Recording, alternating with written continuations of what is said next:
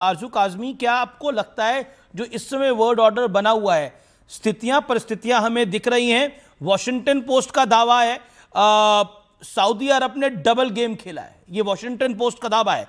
Iran पर हमला करने के लिए सऊदी अरब ने यूएस पे बहुत बड़ा दबाव बनाया था।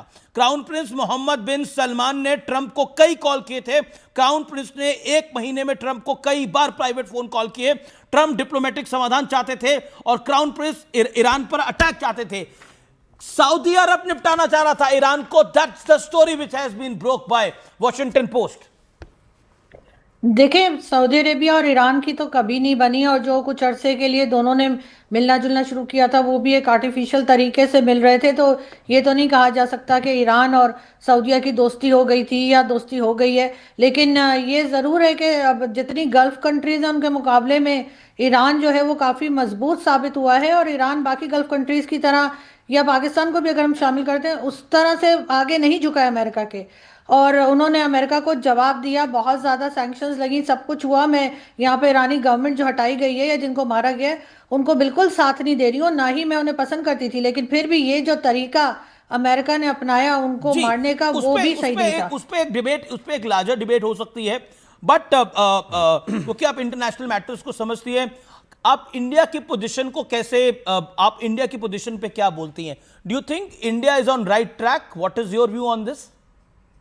देखिए, साफ साफ तो कुछ कहा नहीं गया है भारत की तरफ से। आप लोगों ने ना तो ईरान को कहा है इसके वो ठीक है, और ना ही आपने इसराइल को। जाहिर है आपके दोनों से टर्म्स हैं, तो आपको बहुत ज़्यादा मेरे ख्याल है बैलेंस रखना पड़ रहा है। लेकिन अभी तक कोई ऐसी स्टेटमेंट मैंने तो नहीं देखी जिसमें कि पीएम मोदी ने साफ साफ कहा हो कि ईरान पर अटैक गलत था, या जो ईरान ने उठकर सारी गल्फ कंट्रीज़ को टारगेट किया है वो गलत है। तो मेरे ख्याल है अभी चाहे पाकिस्तान हो या भारत हो, दोनों के लीडर्स ने कोई साफ किस्म की स्टेटमेंट नहीं दी है जिससे किसी को कुछ समझ में आए कि ये क्या चाहते हैं और किसका साथ दे रहे हैं। लेकिन आप लोग वैसे ज़्यादा जो है वो इजराइल की तरफ ही नजर आ रहे हैं, अगर अगर एक न्यूज़ को देखा जाए या वैसे देखा जाए तो इजराइल की तरफ ही नजर आ रहे हैं। और इसके इसके स्वाभाविक कारण है, ईरान ने सिर्फ इस रिजीम में नहीं, कांग्रेस की रिजीम में भी इंडिया को कई बार धोखा दिया है, इंडिया के खिलाफ कई बार माहौल बनाने का कोशिश करी है, चाहे वो न्यूक्लियर डील हो, चाहे उससे पहले की बात हो।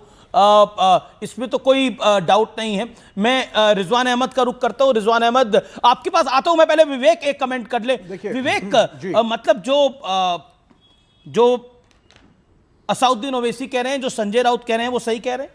नहीं, मैं ओवैसी साहब का समर्थक नहीं हूं, लेकिन वो जो कह रहे हैं सही कह रहे हैं। ये जानबूझ करके आपने रमजान के महीने में गल्फ कंट्रीज में एक अनरेस्ट क्रिएट किया, अमेरिका और इजराइल ने, जानते हुए कि लोग रोजे से होते हैं, एक उनका एक रिलीजियस का एक पाक माहौल है। That is what has been done, it is so bad. मैं सहमत हूं ओवैसी से जो उन्होंने बोला, और संजय रावत ने सही कहा। बड़ी एक रोजे से सब होते हैं जी। अब सऊदी में रोजे से नहीं होते, मक्का तो वही है सर। देखिए, तो सऊदी प्रिंस चाह रहे थे अटैक करने के लिए। देखिए, जब सऊदी प्रिंस चाह रहे थे अटैक करने के लिए, अब बताइए सर।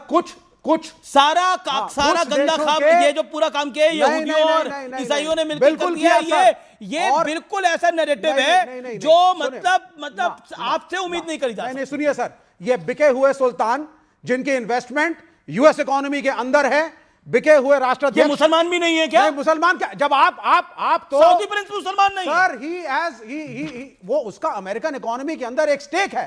अमेरिकन कंस्ट्रक्शन कंपनीज के ठेके हैं सऊदी अरब के अंदर। नहीं, आपको बड़ा, and same for UAE, they are all compromise. एक second, Aarzoo Rizwan Ahmed, I will come back to you.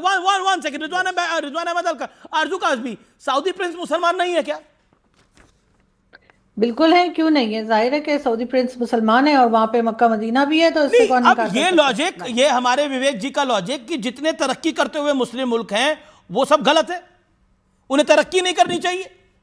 असल में वही सही है जो तरक्की कर रहे हैं, जो अपने आप को चेंज कर रहे हैं, प्रोग्रेसिव थॉट ला रहे हैं, मेरे ख्याल से वही सही है। जैसे एमबीएस ने बहुत से चेंजेस किए सऊदीया में जो पहले नहीं थे, और उनको यकीनन हमें तो अप्रिशिएट करती हूँ मैं तो, कि उन्होंने जो ड्राइविंग मना थी लेडीज़ को और दूसरी चीज़ें जो थी वो सब उन्होंने इजाज़त दी है। उन्होंने तो ये तक कहा है कि हम 5 साल में यूरोप बना देंगे। तो मेरे ख्याल है वो दुनिया के साथ चलना चाह रहे हैं। अब आप सुनिए आरजू, आप वेटरन जर्नलिस्ट हैं, lot of respect for you. अब आप मेरी बात को सुनिए। एक मुल्क के अंदर हालात अच्छे हैं या बुरे, सरकार में कौन रहेगा कौन नहीं रहेगा, सदर कौन होगा, वजीर आज़म नहीं, आपने बोला ये लोग बिके हुए हैं, बिके हुए पे रहना। अब आप टॉपिक बदल रहे हैं, अब आप टॉपिक बदल रहे हैं, बिके हुए पे रहना। मैं आ रहा हूं। और अब आप रमजान और रोजे की बात भी बदल रहे हैं। बिल्कुल नहीं सर, मैं क्या सऊदी अरब में लोग रोजे नहीं रखते? क्या रोजा रखने की क्या बात नहीं है। बहरीन में रोजे नहीं रखते?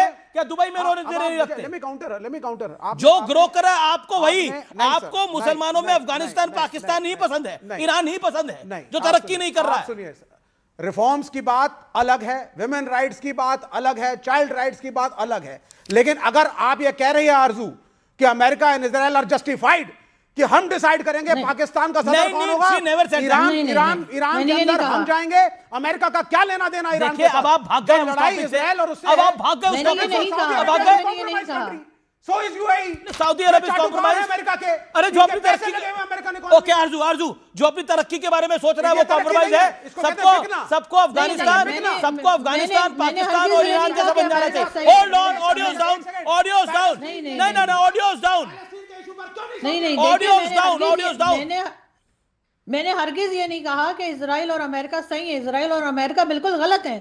उन्हें कोई हक नहीं पहुंचता कि वो जाकर किसी की कंट्री में कोई चेंजेस लाएं, चाहे वो सही क्या है। सऊदी अरेबिया कॉम्प्रोमाइज है? क्या जॉर्डन कॉम्प्रोमाइज हो गया है? क्या यूएई कॉम्प्रोमाइज हो गया है? देखिए ये सारी गल्फ कंट्रीज तो ये आपका विचार हो सकता है, शांति रखिए। अब आप आरजू इतना चिल्ला नहीं रही। देखिए ये सारी गल्फ कंट्रीज जो हैं ये तो अमेरिका के साथ मिली हुई हैं। इनका तो हिम्मत ही नहीं है कि अमेरिका के आगे उठ सके। ईरान में कम से कम ये हिम्मत तो थी, जितने मर्जी सैंक्शंस लगे, लेकिन आरजू ये बात तो सच है ना कि क्या तो अफगानिस्तान पाकिस्तान की तरह आप हो जाओ, जहां तरक्की नहीं हो पा रही है, जहां लोन लेने पड़ रहे हैं, स्थितियां खराब है। लेकिन ईरान पे अटैक करने का राइट तो फिर भी नहीं होता ना तो अमेरिका ईरान को, ना एक सेकेंड, नहीं देखिए आरजू आप you have a right to your, आपका अपना राइट है अपनी बात को रखने का।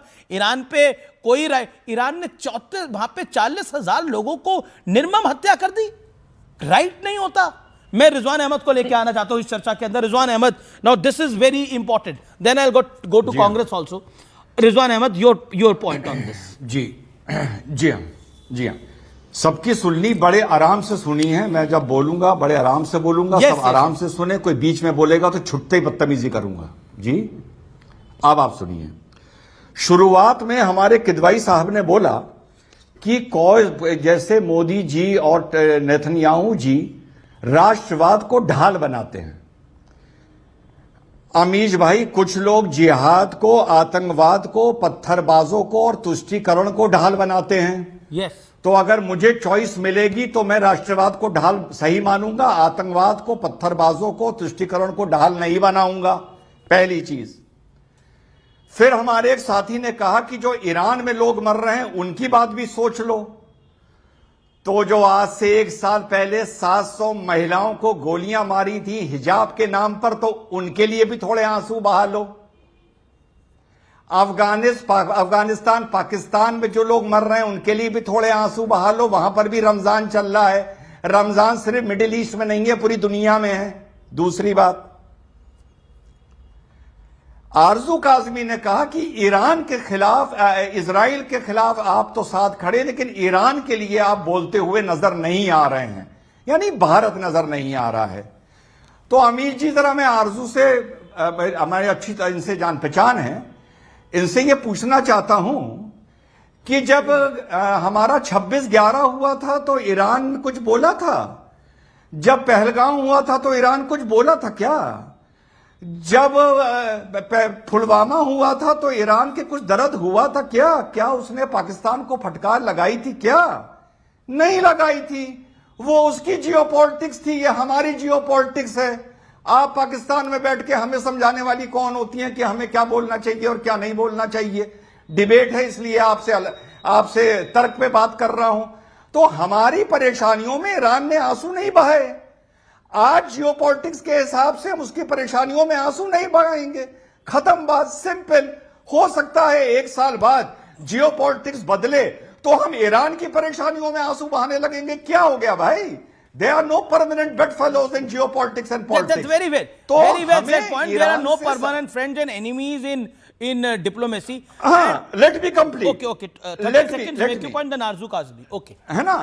अब फिर हमारी पड़ोसी मुल्क की साथी ने बोला कि ईरान पर अटैक करना तो गलत था ना, हां बिल्कुल गलत था।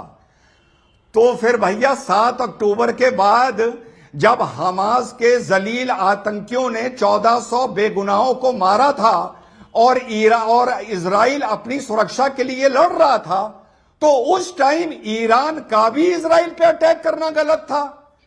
तब आप लोगों को अकल नहीं आई कि भैया ईरान जाके इजराइल से पंगा क्यों ले रहा है। अब हमास का जब मैटर सेटल हो गया तो इजराइल ईरान को जवाब देने के लिए आया है। मस्त रहिए, चिल मारिए, खुश रहिए, परेशान क्यों हो रही है ईरान के लिए। ओके ओके आरजू एक इंपॉर्टेंट पॉइंट है, पाकिस्तान ने भी तो खमनेई के लिए कोई बड़ा स्टैंड नहीं लिया अभी तक।